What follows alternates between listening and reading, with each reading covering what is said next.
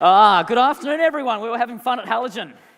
This is my second visit to a Halogen event, and I tell you what, it's always extraordinary. So I hope you're all having a fantastic time. Quick question for all of you, though. If any of you had the chance to go into space, who would do it? Yeah? Cool. How many of you, if you had the chance to go to the moon, would put your hand up to do it? Yeah? What about Mars? What if you couldn't come back? There's a few. That's good. It's always nice to see a few, and it always grows. There's always a few more people who kind of go, yeah, I'd go. I'm sick of Miss Fisher in year 7. Yeah, I'd go. Let's go to Mars. If it all goes according to plan, I am going to be living there in about 11 years' time. This is a mock vision of essentially our colony that will hopefully be living on Mars. Things will change a little bit. Things will shift around. You can see the solar panels down the front there, all that sort of thing, all renewable energy, all very green, all very hipster. It'll be fun. It'll be a lot of fun. And that's essentially the plan. That's what we're aiming to achieve. But we've got small steps to get there. So you don't just put 4 people on the surface of Mars and leave them there. That doesn't just happen overnight. We're talking about an 11-year plan before anyone launches. Launch for us will be at September 2026. It takes 7 months to get there. So this is a long-term project, and the way that you do a long-term project, you do it in steps. Now, this is quite clearly not Mars. There's blue skies, green plants, oxygen, fun, nice little things. This is a mock colony that we'll be building probably in somewhere like Iceland or Dubai, and essentially testing people out to see how they work in a mock Mars habitat. The first thing we've got to do is get the people right. You start right down at the basics. Before you worry about technology or any of that sort of stuff, you have a plan as to what you're going to do, and then you get the right people on board to do it right from the start. And this is what this is all about. It's all about finding the right people, shoving them in there for 3 months at a time, seeing if they go crazy, see if anyone stabs anyone else. And you guys will get to watch it on TV if they do. We are turning this into a reality TV show, just in case. This is Big Brother in space. It's horrifying, but it's going to raise a lot of money anyway.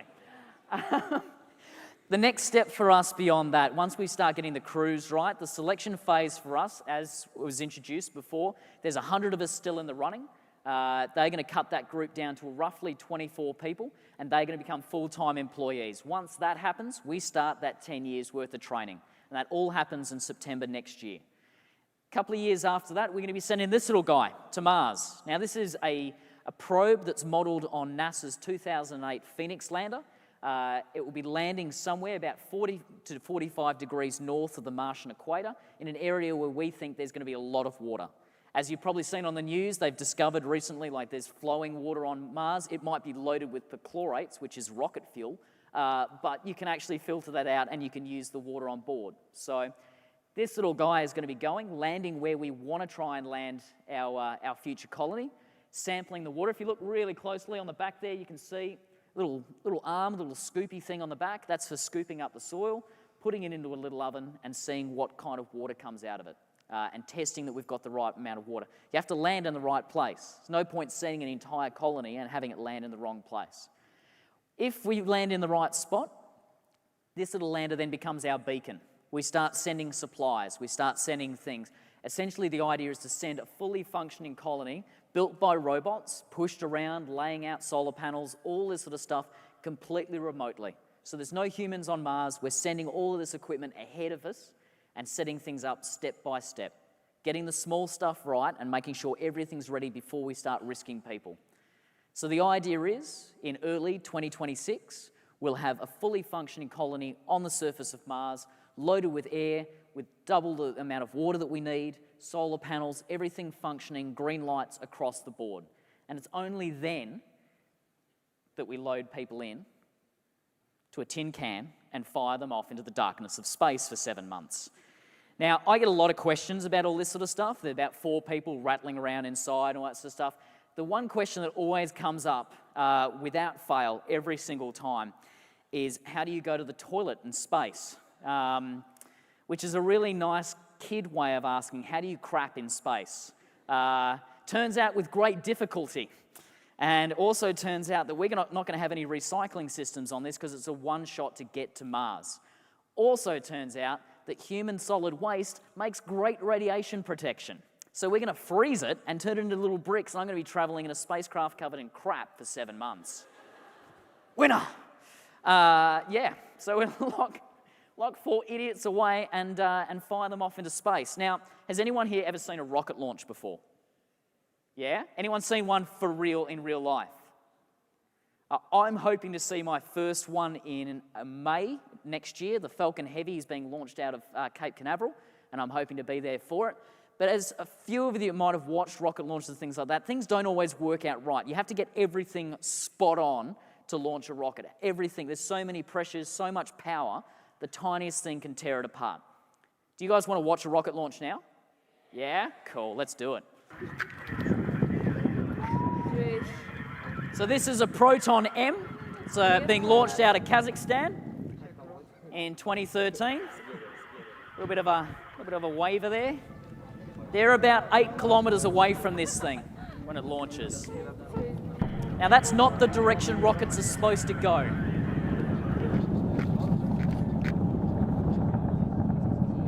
That's also not what rockets are supposed to look like. Impact. Okay, 1,000, 2,000, 3,000, 4,000, 5,000, 6,000, 7,000, 8,000, 9,000, 10,000, 11,000, 12,000, 13,000. That's how far away that thing was. Knocked a bunch of people down. We're talking about a big rocket. When the SpaceX Falcon 9s launch, so not the Falcon Heavies, but the slightly smaller Falcon 9s launch, they're 8 stories high. They're just extreme. Talking when the shuttle was launched, the space shuttle was launching, it was launching with 1 million kilograms of fuel. Huge, absolutely huge, and everything has to be right. Any guesses what went wrong with that? A lot, did I hear? The end product was probably a lot. The cause was quite small. The cause was a single switch that had been installed upside down so the rocket thought it was flying up when it was actually flying down. One switch. Talk about mastering the little, get stuff right. Far out. Anyway. So that's the end goal. If everything works right, we get the little stuff right, we get people living on the surface of Mars. But once we get there, things are still pretty challenging. So we're going to be living inside that, which looks like a giant white caterpillar filled with despair.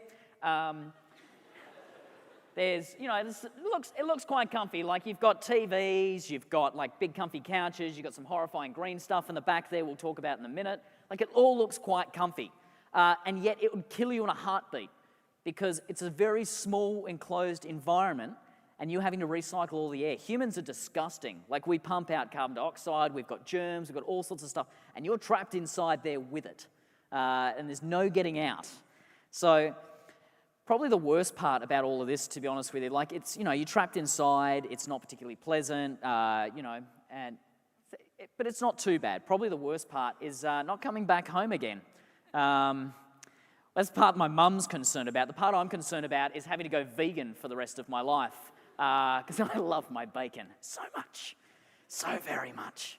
I had a journalist ask me recently what would be the last thing I did before I left to go to Mars if I was here on Earth. And before I would go and get thick-cut bacon from a cafe in Brunswick because that would be my last memory. Not seeing family, not hugging friends goodbye or anything like that, bacon. So if any of you are interested in becoming microbiologists and working on bacon trees, you should get started now. Right now. Now, what kind of person do you think would apply for something like this? Clearly some sort of ginger leprechaun maniac, but beyond that, you had a lot of different people. We had 200,000 people apply, and they came from all sorts of different walks of life. We had doctors, we had engineers. I joke, I'm originally a physicist, God knows why, but bounce around and do lots of different things. People with no degrees whatsoever, people from all walks of life. We had over 200,000 people apply. This is actually an old infographic. This is updated massively. It's saying 705 candidates remain. As we said, we're down to 100, and it's an even gender split, so it's 50-50. That's deliberate because we're going to be sending 2 men and 2 women. It's not about sending another 12 dudes to the moon like they did in the 60s. This is about equal gender representation, all that sort of stuff, because ultimately we're a species rather than one nation or anything like that. So people from all sorts. The timeline on this is a little bit out of date as well. We've pushed it back a couple of years now just because of a few delays. But the landing is supposed to be April 2027. So I asked the question, what kind of people would you send to Mars? If you had the opportunity to send people to Mars, who would you send? What kind of professions? Anyone? Engineers is one, yeah? Maybe a doctor? Maybe a psychologist? Who's seen The Martian? Yeah, send a botanist with a sense of humour. Yeah. Any guesses what I was doing when I applied to become an astronaut? I got it in the intro before. I was dressing up as this guy. Now, this is Keith, the anger management koala. He travelled the world, travelling around, playing ukulele and teaching people about anger management while showing a startling lack of it himself. It was essentially me screaming at people for 50 minutes. It was really therapeutic. Really, no idea how therapeutic. Now, if you're performing for 50 minutes in something that is akin to a giant sleeping bag screaming at people, I lost about 1 kilo every time I did this show in sweat. Not an exaggeration, an actual measurement. It was disgusting. I'd recently burnt this suit. It was, again, amazingly therapeutic. But for me to get to that point, to be able to get to that level of endurance where you could do that for 50 minutes flat out, perform, step up to the plate, I had to start with the small stuff. I had to learn discipline from a very basic level. School didn't teach it to me. University didn't teach it to me. What taught me how to get the small stuff right was run around with the army. And it's not something I recommend to any of you because it was horrifying. But this is where I learned. I had to be broken down right from the top all the way down to the bottom and start again and get that small stuff right. Now, this is me at boot camp in 2004, January 2004, going through the final obstacle course. And it looks quite, amazing, all that sort of stuff. I look at this picture and I have a look at the top there and I can see there's a loose strap that I haven't done up properly. I look at my hand and I can see that my hand's not positioned properly. It should be twisted further over. It's about pulling things apart and going, actually, you're doing it well, but you can do it better. And the time that I was really tested with that, the Army taught me some basics. The Army sort of did it for, 3.5, 4 years and learned a lot of different things. Where it really stepped up was when I left the Aussie Army. I went and did a few different bits and pieces here and there, and then I decided to rejoin the military and step it up again. Has anyone here ever heard of the Royal Marine Commandos? A few? So the Royal Marines are the British Navy's, or the British Defence Force's Arctic warfare specialists. So they're the guys who go and run around in Norway and freeze. They freeze. Short answer is they freeze. It's horrifying. Now, I decided I want to get back into the military. I decided to want to do things for real. And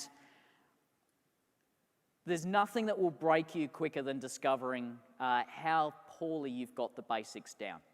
I had an advantage over most of the guys that were there. I joined when I was 24. Most of the guys I was serving with were 18 and 19, straight out of high school. I look like I'm 12, but I was 24. And they push you. They push you far further than you ever thought you could. Third week of training, I had 6 hours sleep in 7 days. And you just keep pushing. You just keep going. You keep ironing. You become half man, half ironing board because you've got to get that uniform straight. Because if you stuff it up, someone gets angry. And you don't necessarily understand why ironing is so important when you've, had 6 hours sleep in 7 days. But you've got someone screaming it at you saying that it's important. And you discover it a couple weeks later when you go out on a training exercise and you've learnt a really basic drill called wet and dry routine, where essentially you wear one pair of uniform all the time. You roll around the mud in it, it gets disgusting, all that sort of stuff. But anytime you stop, you set up a tent, strip out of all your wet clothes, and you put on nice dry clothes and you get into your sleeping bag and you have a sleep. The horrifying part is when you have to get out of the sleeping bag and put back on the wet clothes again, put the dry clothes into a nice little bag and pack it away, and it's -5. Less fun. Now, it's a fairly basic drill. It's a basic routine. It's awful. It's a really unpleasant thing to do, but it's a really simple, it's a small thing that you have to do. And the 5th week of training, we had a group of guys who decided it was too hard. They decided it was one of the small things that was too hard. We had gone out on this training exercise and they'd run us ragged for 3 days, and everyone was tired, everyone was cold, and the last day, these guys decided not to get changed. I'd gotten changed. I was one of the ones who did it, got into a sleeping bag, and because I was one of the older guys, they looked at me as a bit of a leader, and came and grabbed me and went, "Oz, Oz," because they all called me Oz, because they're really inventive human beings. There's something wrong with Steve. I've gone, what could possibly... No, there's something wrong with Steve. Fine. Get out of bed, get out of the dry clothes, put the wet clothes back on, go over, and they showed me Steve. And I remember walking up vividly through the forest and walking up and seeing Steve, looking at the guy that had grabbed me and gone, "Get the training staff now."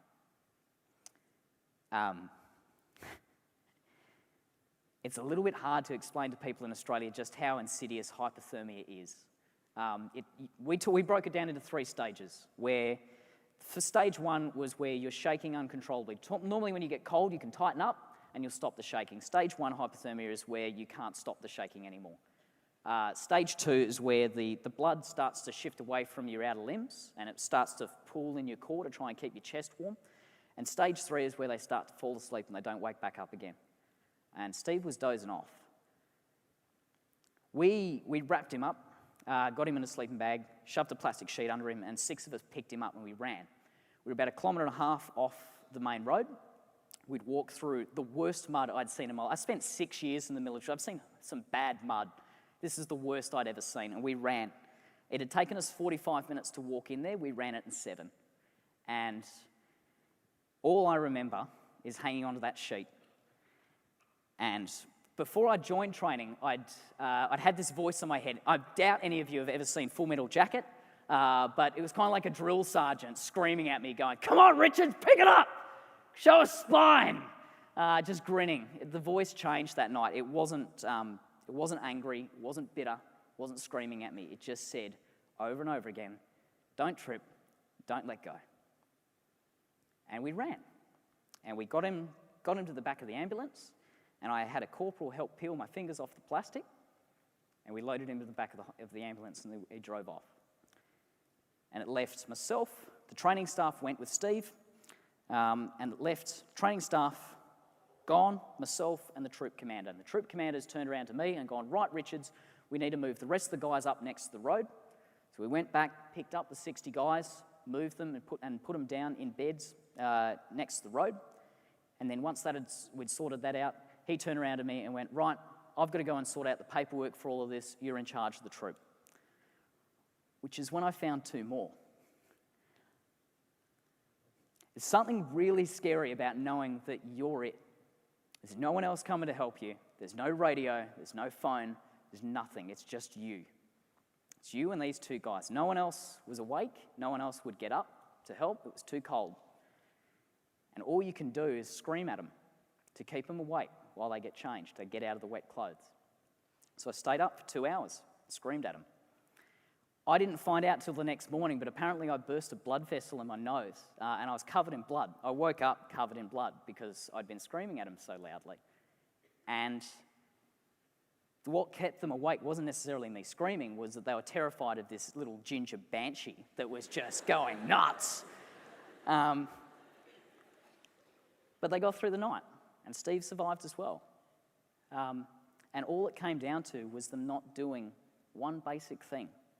One really simple little thing of getting changed, of looking after the kid, of making sure that someone is okay before you leave them, before they go to sleep, leaving someone with a radio. It's all really small things. The theme of today is mastering the little. My argument is I don't think there's any big. Everything you do is little stuff. You take little steps everywhere. There's a story from World War II about Russian prisoners escaping from some of the prisons in Germany and racing through the winter and racing through the snow. And the way that they did it wasn't having some large goal or anything like that. It was one step at a time. knowing which direction they were going and going one step at a time. So there's no big stuff, it's all little stuff. Know where you want to go and take the small steps that you need to get there. That's how we're going to get to Mars. That's how we'll get all that equipment there.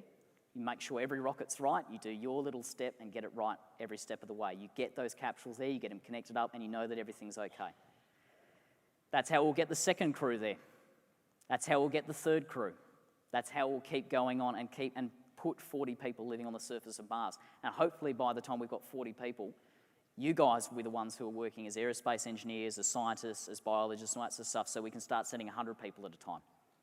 And it's about laying those foundations early so that it makes it easier for you guys to follow along behind.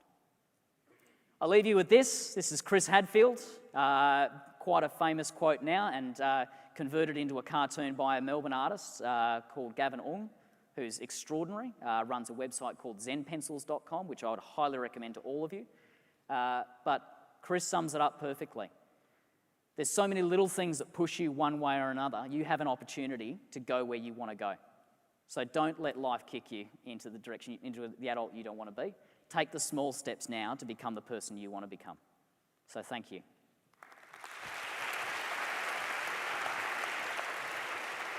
Well done. Cheers. That was absolutely fantastic. Thank you.